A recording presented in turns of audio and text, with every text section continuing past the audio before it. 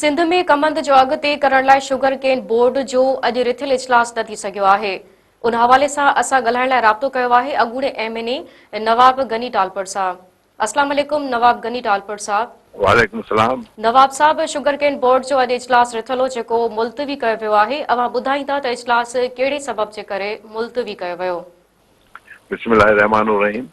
जीअं त अॼु रखियल हो बोर्ड जो मीटिंग रखियल हुई ऐं असां सभु मेंबर पहुतासीं, 8 मेंबर आहियूं बोर्ड जा, बाक़ी ऑफिशियल बि सभु पहुता हुआ, पर मिनिस्टर साहब जे ख़ानदान में का फ़ौतगी थी वई, इन करे उहो न पहुची सघिया। पोइ उनखे ॾाढी कोशिशि कने त वीडियो लिंक ते वठूं, पर उहो बि कनेक्ट नथो थिए। पर बहरहाल उहो कंहिं मजबूरी जे करे न अची सघियो। पर असांखे ॾुख इहो आहे त पासमा वारा बि मीटिंग में कोन आया। शुगर केन मालकान जेके बि हुआ उन में केर बि असांजी मीटिंग में कोन आयो। उन खां पोइ असां अधु मुने कलाक वेहण खां पोइ सोचियो त हाणे असांखे वञणु खपे। त पोइ सैयद ज़ुल्फ़कार शाह मिनिस्टर साहब ऐं सेक्रेटरी एग्रीकल्चर पोइ ॿई आया। उन्हनि चयो त न असां वेहूं था। असां चयो अव्हां त वेहो था, पर अव्हां मिनिस्टर खे ॻाल्हि पुॼाईंदा या पासमा खे ॻाल्हि पुॼाईंदा, ॿई कंहिं खे। पोइ गैर रस्मी जेका मीटिंग खां हटी करे इहो ई चवनि था मीटिंग करियूं था असां। नवाब साहब, सिंध में खंड हिन वक़्तु फ़ी किलो 200 रुपयनि ताईं विकिरो थी रही आहे। उन हिसाब सां कमंद जो अघु केतिरो मुक़ररु थियणु घुरिजे? असां उन ॻाल्हि ते हुननि सां ॻाल्हायो त असां घटि मां घटि अघु इहो 500 रुपया मुक़ररु कयो वञे। जो लास्ट ईयर इहो पंहिंजो शुगर पंहिंजो इन जो खंड जो अघु हो 120 खां 130, असांखे 400 जो रेट पे मिलियो। हींअर अघु आहे 200 प्लस। असांखे घटि मां घटि 500 मिलणु खपे। आहे त उहो बि घटि 500 मिलणु खपे ऐं मिलनि खे फौरन हलायो वञे। न हलायो वेंदो त असांजा जेके बि आबादकार भाउर आहिनि उहे कणिक न पोखे सघंदा। इहो ई कमांड कढंदा, इहो ई पंहिंजो ज़मीन ख़ाली कंदा, उहो ई ठाहींदा, उन में कणिक पोखींदा। ऐं कणिक जीअं शॉर्टेज तमामु घणी आहे, पाकिस्तान में बि आहे, सिंध में बि आहे।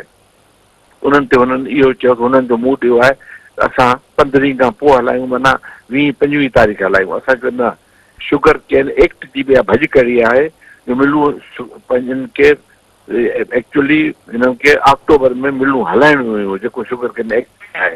पर कोन हलायूं आहे ते प्रेशर विधो वञे 15 तारीख़ ताईं शुगर मिलूं हलाइनि। तंहिं ते हुननि चयो त असां इहो कन्वे कंदासीं, ॿी मीटिंग हफ़्ते खनि में रखंदासीं।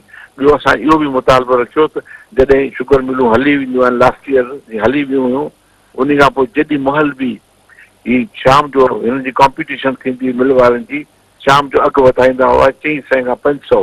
जॾहिं कमांड मिल में पुॼंदो वरी पूरो 100 रुपयो घटाए छॾंदा हुआ।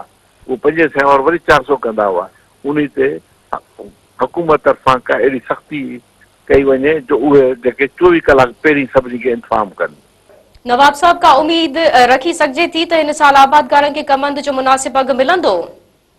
असांखे उमेदु आहे, छो त असांखे तमामु घणी मिनिस्टर साहब जो उमेदु आहे। तमामु असांजो केस चङी तरह प्लीट कंदो ऐं नेक्स्ट मीटिंग में पासमा वारा बि हूंदा। असांखे उमेदु आहे त इनशाला 500 खां अघु शुरू थींदो। इन करे जो उते रिसर्च वारा बि वेठा हुआ, गवर्नमेंट जा रिसर्च जा जेके डायरेक्टर आहिनि, उन्हनि जेका रिसर्च कई आहे उन्हनि बि इहो चयो 445 अघु हुअणु खपे। असां उन सां एग्री कोन कयो। असांजो घटि मां घटि 500 हुअणु खपे। त हिननि चयो असां हफ़्ते खनि में मीटिंग रखूं था ऐं इनशा ताला जेको बि अवां जूं ॻाल्हियूं आहिनि सभु ॿिन्ही पासनि कन्वे कंदासीं, कोशिशि कंदासीं उन्हनि खे इन्हनि ॻाल्हियुनि ते बीहारियूं। नवाब गनी टालपुर साहब, मेरान टीवी सां ॻाल्हाइण लाइ अव्हां जी महिरबानी।